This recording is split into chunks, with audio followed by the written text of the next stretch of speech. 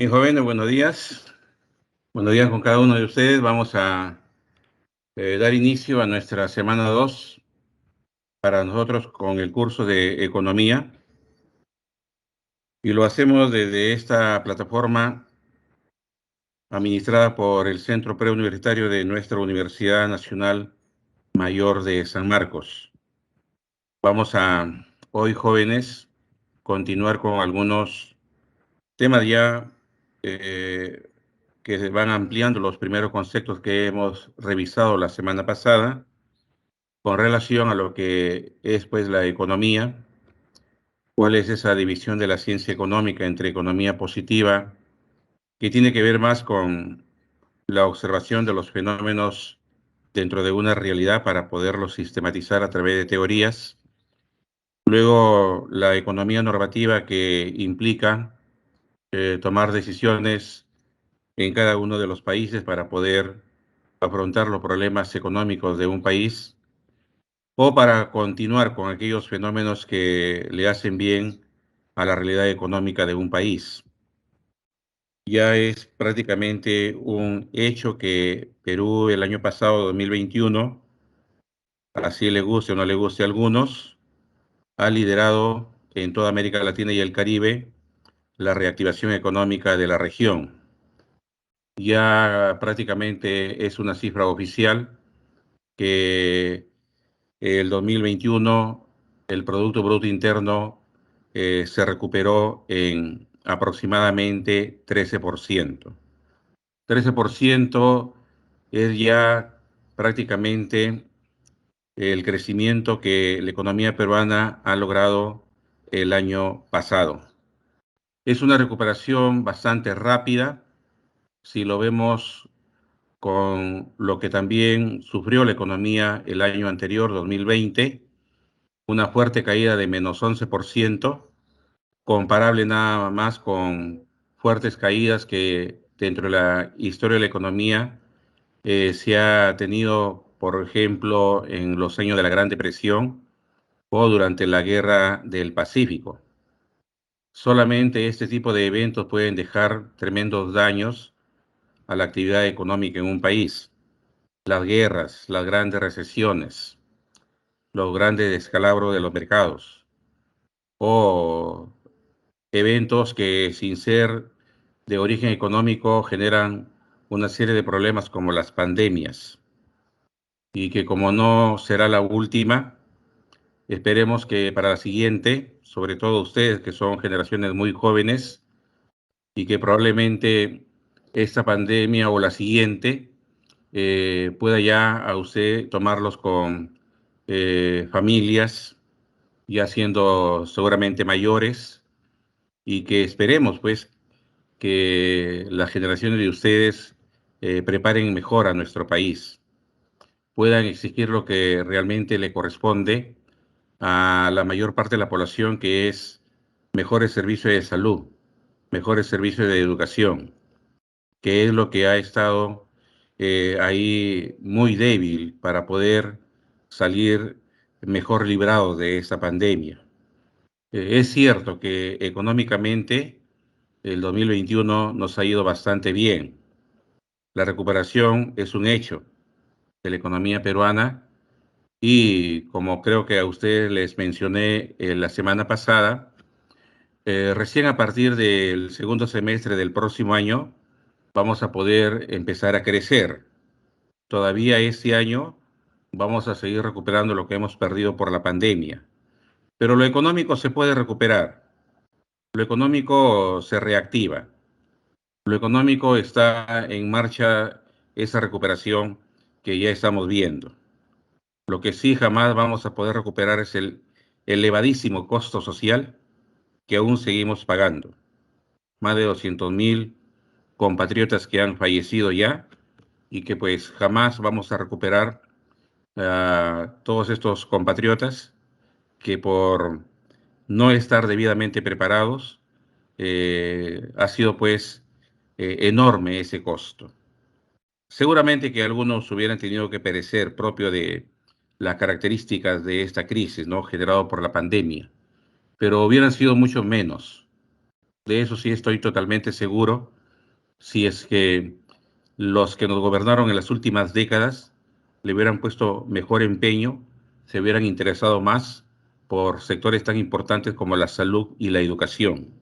No lo hicieron, no lo hicieron. Y en un año quisieron hacer lo que no hicieron en décadas. En el 2020 sí se apresuraron a gastar para poder atender la emergencia,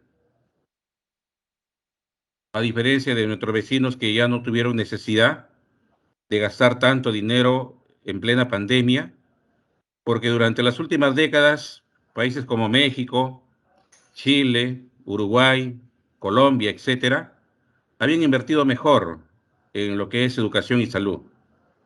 Por eso es que, llegada la pandemia, no han tenido que gastar, pues, excesivamente montos muy altos. Perú no lo hizo, y ese es un factor que muchos lo esconden, muy pocos los dicen, ¿no? Sí, en el 2020 se quiso hacer lo que no se hizo en décadas: comprar camas, contratar personal médico, de emergencia, instalar hospitales eh, prácticamente ambulantes, etcétera, ¿no? Afrontamos y seguimos afrontando este problema, pero nunca debió habernos tomado una pandemia como la que estamos viviendo de esa forma, tan desprotegidos. Ojalá que la historia no se vuelva a repetir, y por eso es que ustedes tienen una tarea importante, la de exigir, así como pagamos nuestros impuestos, la de exigir que también nos brinden mejores servicios.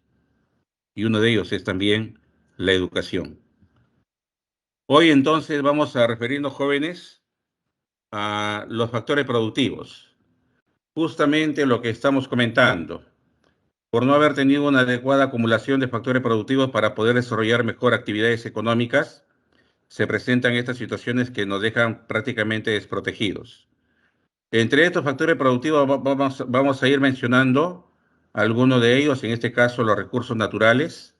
Y los recursos naturales, ¿no? Estos recursos naturales, que son elementos necesarios para muchas actividades productivas, vamos ahí a señalar que eh, no son, pues, como algunos creen, abundantes. Ningún país puede decir o jactarse que tiene recursos naturales en abundancia.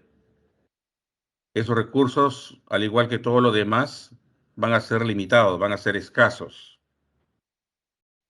Eh, Temporalmente o de manera relativa, tenemos por ahí todavía algunos recursos naturales, pero no van a ser de condición ilimitada para su consumo. Entonces, los recursos naturales pueden clasificarse en dos grupos: en aquellos que ya no se van a poder renovar, en aquellos que el hombre ya no los puede recuperar y que se le llaman no renovables, y aquellos que el hombre sí los puede recuperar, aquellos que el hombre los puede obtener producto de las mismas actividades económicas.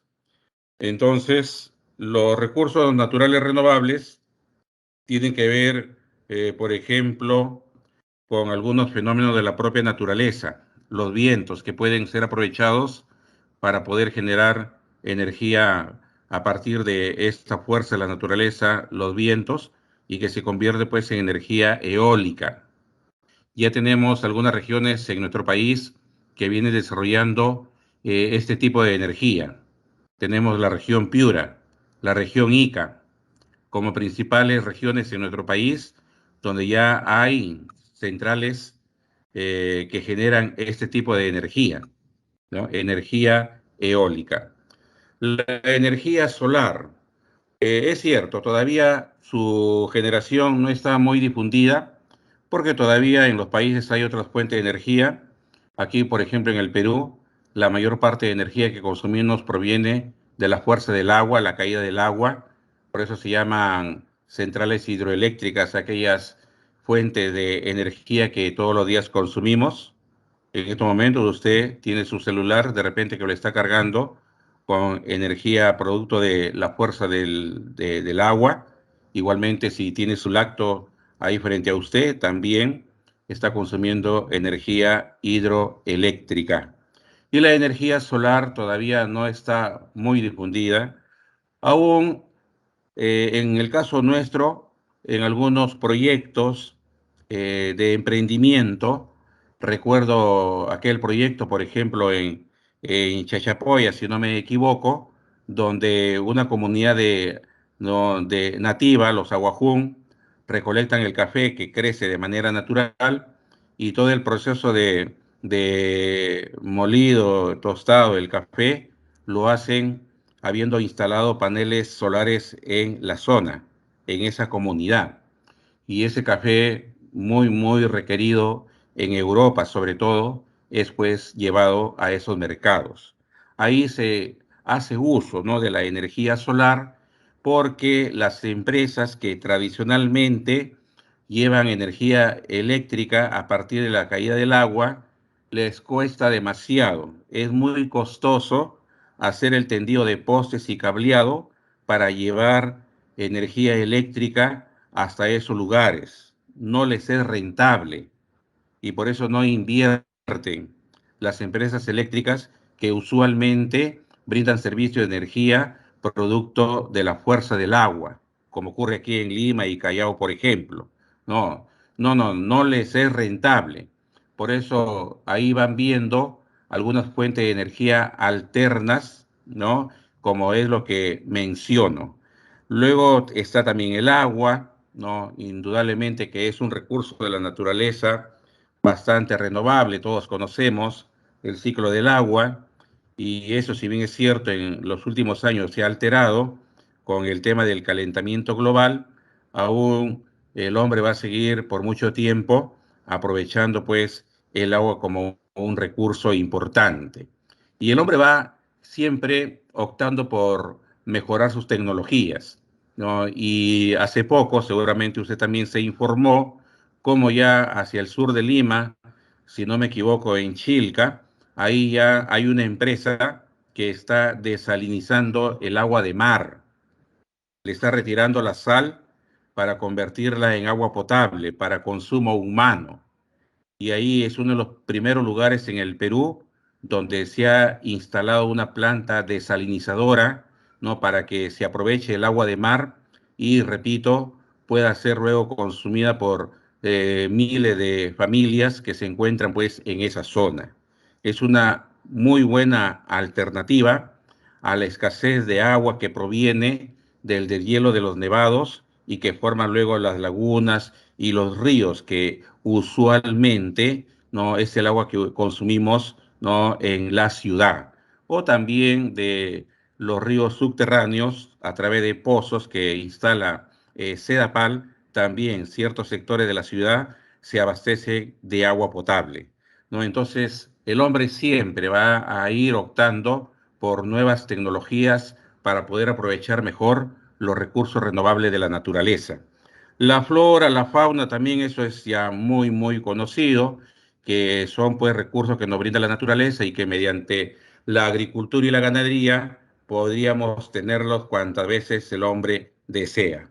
Pero hay también recursos no renovables. Los recursos no renovables como los combustibles fósiles, ¿no? Ya usted seguramente cuando ha estado en la educación básica sabe muy bien de dónde proviene el petróleo, ¿no? Por la descomposición orgánica durante millones de años de los vegetales, ¿no?, los animales de tiempos pues inmemoriales, ¿no? Entonces hoy podemos tener este recurso que es el petróleo y que aún es una de las principales fuentes de energía en el mundo. Es cierto que ya se ha consumido buena parte de las reservas que el mundo tenía, pero aún quedan ciertas reservas en países como los del Medio Oriente. Arabia Saudita es uno de los países que más reservas tiene en toda esa zona. Igualmente en Europa Oriental, Rusia es el país que más reserva de petróleo y gas natural ha demostrado tener. Y aquí en América Latina, el país que más reservas de petróleo tiene es Venezuela. Bueno, son países que aún van a seguir teniendo muchos ingresos por la extracción y la venta del petróleo en los mercados internacionales. y frente a esta reactivación de la economía mundial por la pandemia, el petróleo, su precio se ha incrementado. Ya está bordeando los $80, ¿no? Los $80 el barril en los mercados internacionales. Caramba, es una importante recuperación. Recordemos que después de la crisis financiera del 2008, el precio del petróleo prácticamente se vino al suelo, alrededor de $30 el barril, ¿no? Y del 2008 al 2021, caramba, ha habido una recuperación de aproximadamente $50, ¿no? Por barril. Importante, ¿no? Esa recuperación del precio del petróleo y, por supuesto, favorable para los países que aún tienen este recurso como reserva. Perú no es un país que tenga grandes reservas, más bien somos netos importadores de petróleo. Perú necesita todos los días aproximadamente 280.000 barriles de petróleo. Escuche bien la cifra, 280.000 barriles de petróleo, y solamente somos capaces de producir alrededor de 40.000 barriles de petróleo diariamente. Así que tenemos un fuerte déficit de petróleo que nos lo venden algunos países, como es el caso de Ecuador, nos vende Colombia, nos vende México, algunas veces también Brasil, y en algunas ocasiones hemos tenido que traer petróleo desde el Medio Oriente, ¿no? De los países árabes, porque repito, no nos autoabastecemos de petróleo.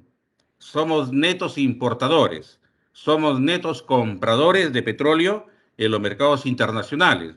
Por eso también nos afecta cuando el precio del petróleo sube en estos mercados. Y ahí también, pues, el gas natural, ¿no? Es un recurso no renovable porque también los depósitos de gas, los depósitos de gas en algún momento se terminarán. El más importante depósito que venimos explotando es el de Camisea, ahí en el Cusco. Todavía tenemos algunas reservas, pues, de gas, ¿no? No han habido decisiones políticas para que se hagan más exploraciones en nuestro territorio para ver la posibilidad que tal vez tengamos más reservas de estos recursos naturales, porque eso también responde a ciertas decisiones políticas, de que venga un gobierno y tome la decisión de invertir en explorar para determinar si tenemos algo más de reservas de estos recursos naturales, de petróleo, de gas natural u otros. Bueno, y también recursos no renovables, los metales. Bueno, ya todos conocemos cuál es la situación de la economía peruana en cuanto a la explotación de estos recursos de la naturaleza y no voy a repetir. Ya usted sabe cuál es el primer producto minero que Perú coloca en los mercados internacionales. Pues todo peruano tiene que saber eso, ¿no? Ya eso es como preguntarle cuál es el número de tu DNI. Así, ¿ya? Ahora, y bueno, todo lo que son recursos mineros, ¿no? Metales y no metálicos son pues una de las principales fuentes de ingreso de divisas para la economía peruana. Ahora, otro de los elementos que es pues el factor trabajo importante para la actividad económica, ya como lo dijimos la semana pasada, los mismos teóricos clásicos dijeron, la fuente de riqueza de una nación, de un pueblo, de un país, no solamente está en la agricultura, como ya lo planteaban los fisiócratas, o no solamente la riqueza de un país va a ser acumulando oro y plata producto del comercio exterior, como lo sostuvieron los teóricos mercantilistas. Los liberales, los teóricos clásicos, ellos dijeron, no, es toda actividad humana, es el trabajo del hombre el que genera riqueza. Con lo cual casi luego van a coincidir los teóricos socialistas.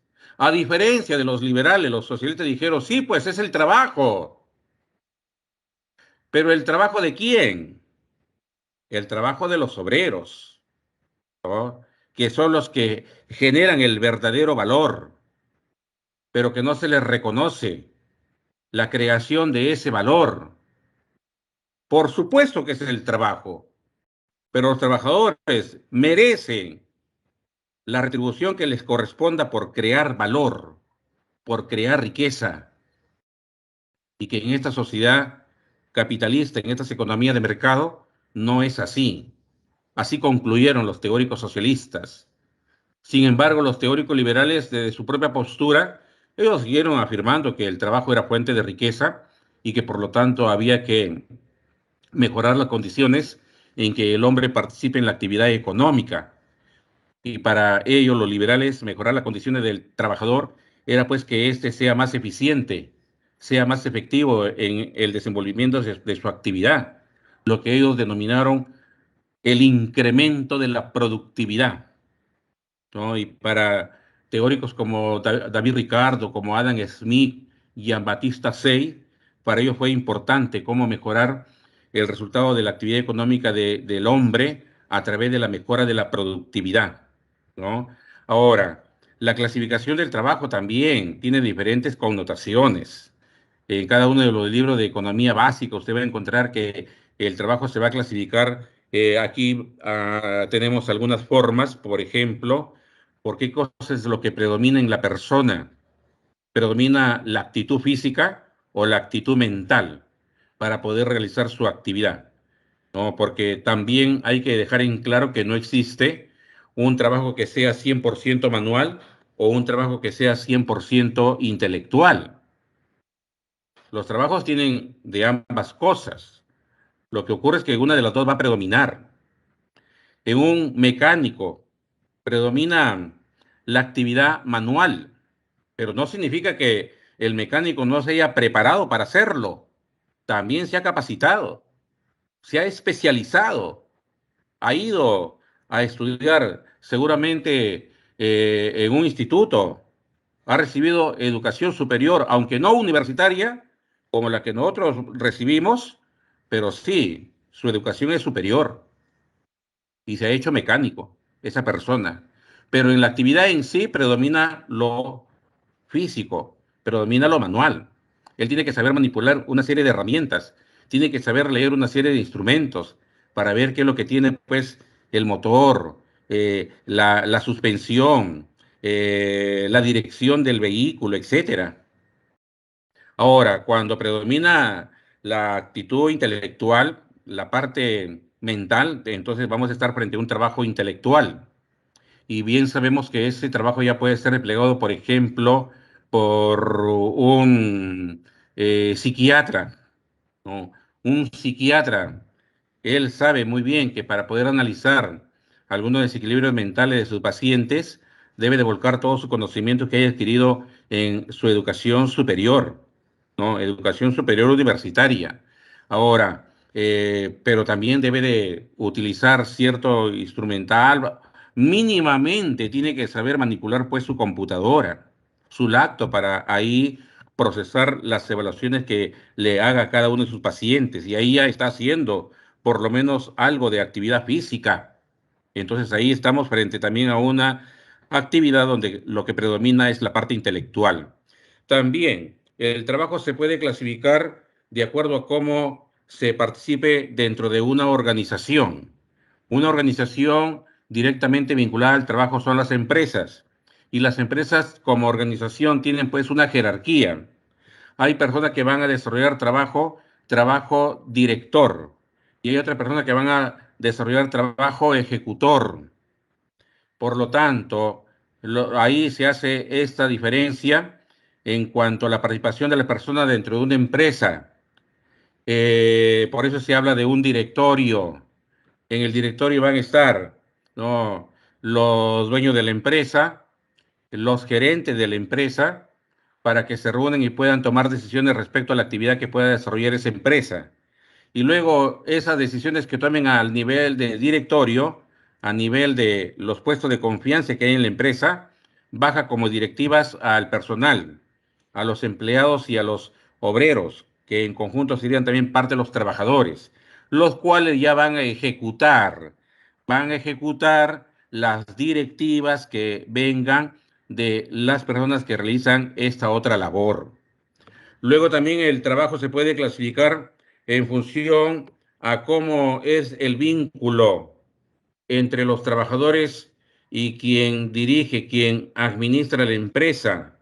Y ahí vamos a estar frente a estas dos clases de trabajo, el trabajo dependiente y el trabajo independiente.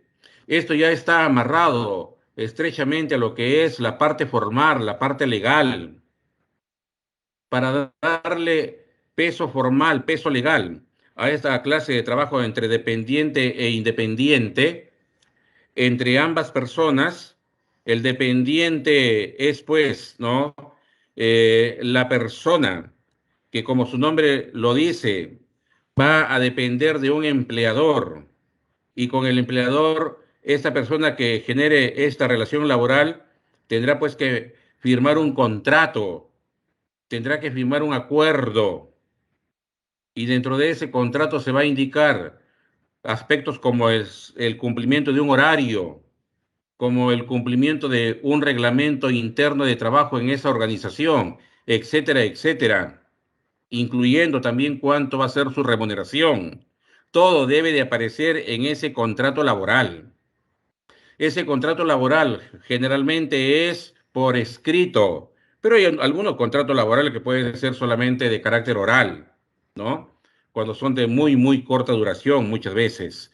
Ahora, el otro trabajo independiente es cuando la persona no va pues a cumplir con un horario específico, no va a estar sujeto a una reglamentación, tal vez al cumplimiento así al pie de la letra de un reglamento de trabajo, no, porque el trabajador independiente lo es porque únicamente irá cuando sea convocado para resolver una situación en particular, de repente una asesoría, tal vez un problema que se ha presentado en alguna empresa y que requiere de la opinión de un especialista.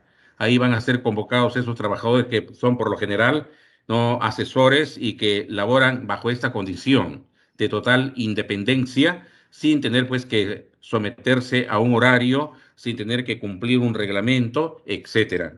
Ahora, también, el trabajo puede ser clasificado en función al nivel de especialización. Y aquí sí pues hay mucho por hacer en nuestro país. Vamos a ver en un momento cómo más de 17 millones de personas en el Perú están en condiciones de trabajar. Es lo que se llama la población económicamente activa. Pero de ese grueso de la población, caramba, más de 11 millones son personas que trabajan y no tienen una especialización. En el mercado laboral de nuestro país ofertan un trabajo simple, un trabajo sencillo. Son los que puedan que estén trabajando, por supuesto, pero su trabajo es precario, su trabajo es de baja calificación, su trabajo no genera un alto valor, su valor que genera es muy simple, y porque también no es o no son personas que se hayan pues preparado para poder ofertar, para poder ofrecer un trabajo calificado. En nuestro país son más de 11 millones de personas, y en su mayoría son informales. El trabajo calificado, para que ustedes más o menos tengan una idea, las personas que en nuestro país ofrecemos trabajo calificado porque hemos llegado a la universidad, somos alrededor de 4 millones. Somos alrededor de 4 millones, ¿no? 11 más 4, 15 millones. Quedan por ahí más o menos 2 millones y medio de personas que también ofrecen trabajo calificado, pero no su especialización es en un centro de educación superior, pero no universitaria. Son personas que han estudiado alguna carrera técnica y que también su trabajo se considera calificado, ¿no? Sí, ¿no? Entonces ahí tenemos más o menos el grueso de participantes en nuestro país con trabajo simple y trabajo calificado. Y eso, indudablemente, que no es algo que nos favorezca. Por eso que Perú, cuando participa en los rankings a nivel internacional para medir los niveles de productividad, quedamos bastante bajos, porque el grueso de nuestra población laboral tiene trabajo u ofrece trabajo no calificado. Es un trabajo simple. Bien, ahora tenemos por acá, vamos manejando el tiempo porque A veces ni nos damos cuenta y el tiempo se va. Concretamente, la evolución de los sistemas de trabajo, esclavitud, ¿no? Trabajo forzado, trabajo donde el hombre explotaba al hombre, trabajo donde los esclavos ni siquiera eran considerados como personas. Dentro del antiguo derecho romano, sí, dentro del antiguo derecho romano, una sociedad caracterizada por tener este sistema de trabajo, la esclavitud, los esclavos eran considerados bienes. Fíjense, los esclavos eran considerados bienes, ¿no? Pero como se movían, ¿no? Iban de un lugar a otro, de una obra a otra obra, los juristas romanos no tuvieron mejor idea que llamarle bienes semovientes, bienes semovientes, ¿no? Bienes que se podían mover por sus propios medios, por sus propios medios. No era pues como una mesa. La mesa también es un bien mueble, ¿no? Pero no tiene esa capacidad como si la tenía el esclavo de por sus propios medios desplazarse. La mesa no, la mesa requiere de la colaboración del hombre para que se pueda desplazar. Es el hombre quien la va a llevar, no de un lugar a otro. Entonces de ahí viene eso de que decían los romanos que los esclavos eran bienes movientes para formalizar, para legalizar en su sociedad la esclavitud, el trabajo forzado. Luego viene la Edad Media y producto del desmembramiento de la sociedad esclavista. Y en la Edad Media el trabajo que predominó fue el trabajo de servidumbre, ¿no? A través de la posesión de grandes extensiones de tierra por parte de los señores feudales. Ahí iban los siervos, los campesinos, a trabajar las tierras del señor feudal, donde, a diferencia del esclavo que no tenía derecho en lo absoluto a nada tenía derecho el esclavo, por lo menos los siervos, dentro de los dominios del señor feudal, al menos accedía a una pequeña parte de lo que obtenía producto de trabajar la tierra del señor feudal, ¿no? Algo del fruto que generaba la tierra por el trabajo de los campesinos de los siervos, no se le entregaba pues a esta clase social, mientras que la mayor parte del fruto de la tierra se la llevaba el señor feudal, no, en condición de ser el propietario de la tierra, actuaba pues como un terrateniente, ¿no? Como un terrateniente.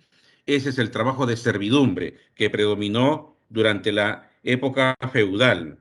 A postrimería de la época feudal, cuando algunos siervos, no, algunos campesinos iban obteniendo su libertad del dominio del señor feudal, porque ese sí también fue algo que sirvió para que se vayan formando las primeras ciudades en Europa, principalmente los primeros burgos, ¿no? Esos siervos libres, esos campesinos libres, que en la mayoría de casos compraban la libertad del señor feudal. Y claro, pues siendo libres, ya no querían seguir dedicados pues a la agricultura. Empezaron a formar las primeras ciudades en Europa, los burgos. De ahí viene el burgués como término al habitante de la ciudad. Y los burgueses ya se dedicaron a otras actividades como la artesanía, la orfebrería, el comercio, ¿no? Etcétera. Y ahí ya estos trabajadores llamados trabajadores libres en las ciudades empezaron a organizarse en gremios, ¿no? Y por ejemplo, todos los herreros formaban su gremio, todos los carpinteros formaban su gremio, todos los panaderos formaban su gremio. Y dentro de esos gremios estaban todas las personas vinculadas a esa actividad, los maestros, los oficiales, los ayudantes. Esa era la estructura laboral de los gremios. Por eso que el carpintero había pues un maestro, luego tenía a los oficiales con un poco más de experiencia que los aprendices y en último lugar estaban los que recién querían pues aprender esa tarea, no, ese oficio. Eso eran los gremios, los gremios. Término que hasta ahora se arrastra, ¿no? Seguramente ustedes de repente han escuchado los gremios empresariales. La CONFIE, un gremio empresarial. La Sociedad Nacional de Industrias, un gremio empresarial, ¿no? Son términos que se heredan pues desde la Edad Media, ¿no? Allá en Europa, siglo XI, XII, XIII. Luego, esa producción artesanal de los gremios fue quedando muy corta porque las economías crecían, las poblaciones también aumentaban y por lo tanto los mercados se ampliaban.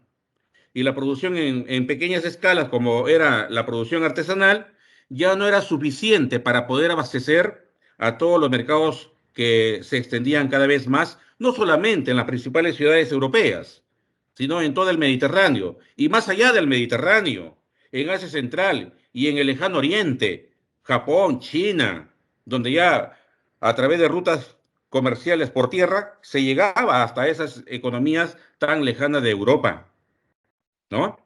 Y pues ahí se requería de que se produzca en mayores cantidades y van apareciendo pues las primeras organizaciones fabriles, ¿no?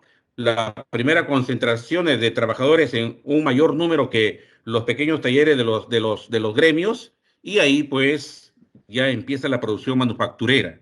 Y con la producción manufacturera surge la libre contratación entre comillas, ¿no? Los obreros iban y ofrecían su fuerza de trabajo al dueño de la fábrica, al dueño de ese gran taller, y eran pues contratados como obreros. Ya todos los trabajadores se concentraban en un solo lugar. Cambia la dinámica de la actividad productiva. La producción se hace en masa, la producción se hace en serie, la producción se vuelve manufacturera, esa producción ya industrial. Ya estamos hablando de los siglos XVII, XVIII, XIX en Europa, y pues como había facilidad para que cientos de trabajadores se pudieran concentrar en las fábricas, algo que fue favorable para ellos es su cercanía, ¿no? Y tener pues importantes grupos en cada una de las fábricas. Esa cercanía, esa interrelación diaria les permitió también alcanzar ciertos niveles de organización, porque indudablemente también ellos veían que las cosas no iban tan bien como se esperaba o como lo decían pues los propios teóricos liberales, que en el capitalismo, porque ya estamos hablando de la primera etapa del capitalismo, pues ahí todos iban a alcanzar el bienestar. Los obreros, los trabajadores veían que eso no llegaba y se organizaron. Van apareciendo los primeros indicios de esa organización que luego se va a convertir en un movimiento sindical. Siglo XIX, segunda mitad del siglo XIX, primera mitad del siglo XX, ha sido prácticamente un movimiento obrero importante en el mundo a través del fortalecimiento de los sindicatos. En estas últimas décadas, hay que señalarlo también, ha habido un fuerte debilitamiento del sindicalismo, no solamente en el Perú, sino a nivel mundial, a excepción de países como Europa, Estados Unidos, donde todavía hay muchos sindicatos que son bastante activos, bastante fuertes, ¿no? Bien, acá vamos a ver, bueno, para que ustedes puedan ahí revisar, ¿no? Algunas noticias, y lo que aquí vamos a señalar es cómo el Instituto Nacional de Estadística e Informática en nuestro país y sus análogos en los demás países van a distribuir la población de todo un país. ¿Cómo se hace, no, la designación tomando en cuenta aspectos demográficos de la población para el trabajo? Ahí está el esquema. Ese es el esquema general, ¿correcto? Pero quisiéramos ir ya para manejar de repente de frente algunas cifras a este gráfico para poder decir, ahí, esto es para el trimestre móvil del año pasado, julio, agosto, septiembre 2021, para nuestra economía. Esta información la publica INEI, Instituto Nacional de Estadística e Informática, a través de lo que ellos llaman ENAJO, la Encuesta Nacional de Hogares. ¿Qué teníamos hasta septiembre del año pasado? En cuanto a aspecto demográfico de nuestra fuerza laboral, lo siguiente. Bueno, contábamos así, ¿no? El mismo INEI nos informó que a julio del año pasado, cuando celebramos, ¿no? Dicen que el bicentenario de nuestra independencia, entonces, ahí en ese momento, INEI nos informó que ya habíamos pasado la barrera de los 33 millones de habitantes aquí en Perú. 33 millones y un poquito más, ¿no? Y así recibimos el denominado bicentenario para el país. Ahora, de esa población vamos a separar a la denominada población en edad de trabajar. A septiembre del año pasado, ¿cuántos éramos, no? Como población en edad de trabajar, 25.312.000, ¿no? Y tantas personas. Ese es el 100% de la población en edad de trabajar. Personas cuyas edades están comprendidas desde los 14 años hasta los 65 años, ¿no? Ahora, indudablemente que la diferencia para llegar a los 33 millones, que son más o menos unos 8 millones, son pues menores de 14 años, niños, niñas y personas adultas de la tercera edad, ¿no? Ellos no van a estar, lógicamente, considerados como población en edad de trabajar.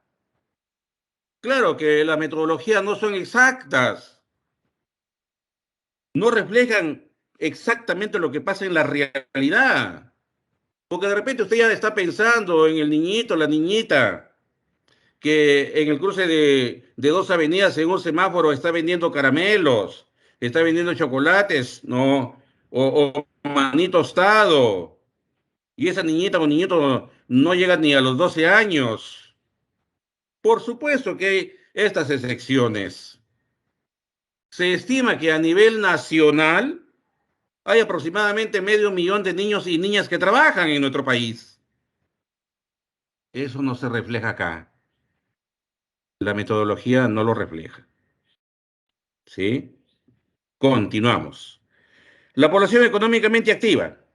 La población económicamente activa, ¿no? Aquí la denominada PEA, ¿no? Van a ser pues de esta población en edad de trabajar, ¿no? El 70.7%, es decir, 17.905.000 y tantas personas, ¿correcto? Esa es la PEA, ¿no? Población económicamente activa, ¿ya? Ahora, vamos a pasar hacia el otro lado y luego retornamos otra vez a la PEA, pero de una vez dilucidemos qué es una población económicamente no activa, ¿ya? O simplemente la no PEA, que representa el 29.3% de la población en edad de trabajar. Es cierto, la población económicamente no activa son personas que teniendo edad para trabajar no trabajan. ¿Pero por qué? Hay razones, indudablemente. La población económicamente no activa son, por ejemplo, amas de casa, no puede ser una señora que se queda en casa cuidando a los pequeños y que tiene pues de repente 35, 37 años. Su edad es para que trabaje, pero como está desarrollando actividades domésticas, va a la población no activa y es parte de este grupo. Es parte de estos 7.407.000 personas en nuestro país. Entonces, todos los que se quedan, tal vez en el hogar, en la vivienda, desarrollando actividades domésticas, van a ser parte de esta población no activa. También aquí están los adolescentes, los jóvenes, no como ustedes, por ejemplo, que van al estar estudiando, no están prácticamente desarrollando alguna actividad económica, pero tienen una edad para trabajar, ¿no? Yo estoy seguro que ninguno de ustedes tiene menos de 15 años, ¿no? Así es. Entonces, ahí usted va a estar dentro de este grupo considerado población no activa. Aquí también están las personas que el mercado laboral es como si ya las hubiera expulsado. Ya perdieron toda perspectiva de encontrar un nuevo puesto de trabajo, porque el que tenían lo perdieron. Pero cuando lo perdieron, ya no tenían pues 25 años ni 30 años. No era su primera experiencia laboral que dejaban. Ya de repente era su tercera, quinta, sexta experiencia laboral. Sobre todo con esta crisis, muchos han perdido su puesto de trabajo. Y lamentablemente muchos de ellos ya no tienen pues 25, 30 años para decir, voy a volver a presentar en una convocatoria aquí en esta empresa o en esta institución que está requiriendo personal. Ya no. Y si va, se va a ir dando cuenta que el mercado laboral lo va discriminando o la va discriminando, porque ya no tiene 25, 30 años, ya tiene 50 años, tiene 55 años. Y cuando se dan las entrevistas, lo discriminan, lo marginan, lo dejan de lado. Todo aquel que le dicen en una entrevista, muy bien, señor, señora, gracias. Déjenos el número de su celular para poderlo llamar. Eso es algo muy gentil. Eso es algo muy amable de decirle, ya, a usted no lo necesitamos. Aquí también están en este grupo personas que les es sumamente difícil volverse a insertar en el mercado laboral, conseguir un trabajo a sus 50 años, a sus 55 años. Es complicado. Volvemos a la PEA. La PEA, 70.7% de las personas en edad de trabajar. ¿Cuántos son los ocupados? Entiéndase por ocupados las personas que están, ¿no? Adecuadamente empleados o subempleados, ¿ya? Ahora, los adecuadamente empleados son las personas que trabajan semanalmente más de 35 horas y reciben el mínimo referencial mensual. Ellas son las personas adecuadamente empleadas. El 50% prácticamente de los ocupados son personas adecuadamente empleadas. El subempleo, este subempleo puede ser por ingresos o por horas, ¿no? Si es por ingresos, porque la persona gana menos del mínimo referencial. Si es por horas, la persona subempleada trabaja menos de 35 horas a la semana. Queriendo trabajar más, no lo puede hacer porque ya no hay más horas para que él labore. Y se le va a considerar como subempleada a esa persona, repito, siempre y cuando labore semanalmente menos de 35 horas. Ellos son los subempleados por horas, ¿no? Vienen a ser el 44.7%. Ahora, los desocupados, fíjense, hasta septiembre del año pasado, ¿cuántos eran? 5.3%. Es caramba, es una desocupación baja si la comparamos con la de otros países. Y este es un indicador que efectivamente el 2021 Perú ha recuperado prácticamente lo que perdió en el 2020 por la pandemia. La economía se ha reactivado bastante bien, bastante bien. Y acá se va corroborando, porque no tenemos una alta tasa de desempleo para el 2021, apenas de 5.3%. Eso confirma la reactivación económica en todo el 2021 para la economía peruana. Tanto así de haber alcanzado prácticamente un 13% de incremento de su Producto Bruto Interno. Ahora, los desocupados pueden ser cesantes o aspirantes. ¿Quiénes son los cesantes? Los que perdieron un trabajo que tenían anteriormente y ahora están buscando volver a trabajar. Cesaron en alguna actividad anterior y buscan una nueva oportunidad laboral. Ya tienen experiencia laboral. Puede ser una persona de repente con 25, 30 años, 40 años. Ya tiene cierta experiencia laboral. A ellos se le llama desocupados, pero en condición de cesantes. Cesantes, repito, porque han dejado anteriormente algún trabajo por alguna razón. Porque renunciaron o porque lo despidieron. Son las dos principales razones por las que uno puede dejar una actividad laboral. Porque renunciamos o porque nos despidan. Ahora, ¿quiénes son los aspirantes? Los aspirantes son los que requieren su primera experiencia laboral. Usted dentro de algunos años va a ser un aspirante en el mercado laboral. Va a querer tener su primer trabajo, va a querer tener su primera experiencia laboral y va a ingresar al mercado laboral como aspirante, ¿no? Quiere trabajar por primera vez, ¿no? Quiere trabajar por primera vez, yo supongo, como profesional, como profesional, ¿ya? Porque probablemente alguno de ustedes ya haga alguna actividad económica, probablemente alguno de ustedes ya trabaje, ¿verdad? Sucede, hay algunos que trabajan, ¿ya? Listo, por acá. A ver, vamos, poquito acelerando porque ya no nos queda mucho tiempo. A ver, el mercado ya sabemos que es el lugar en donde se transan bienes, servicios por parte de los participantes que van a ser compradores, que le vamos a llamar demandantes más adelante, y vendedores que también le llamaremos ofertantes. Ellos son los mercados. Los mercados se pueden clasificar también de acuerdo al volumen que se transe en mayorista, minorista. Ya son cosas que usted ya inclusive sobreentiende, ¿verdad? No hay mucho aquí que desmenuzar. También por el acceso al mercado puede ser un mercado abierto o un mercado cerrado. Un mercado abierto puede ser cuando acudimos sin ninguna restricción, ¿no? Puede ser un centro comercial donde no hay ninguna restricción y todos pueden entrar y salir, más aún cuando no hay este tipo de emergencia como las pandemias. No, esta pandemia nos ha generado algunas restricciones, pero de carácter sanitario, no por la propia dinámica del mercado, sino por una situación de emergencia.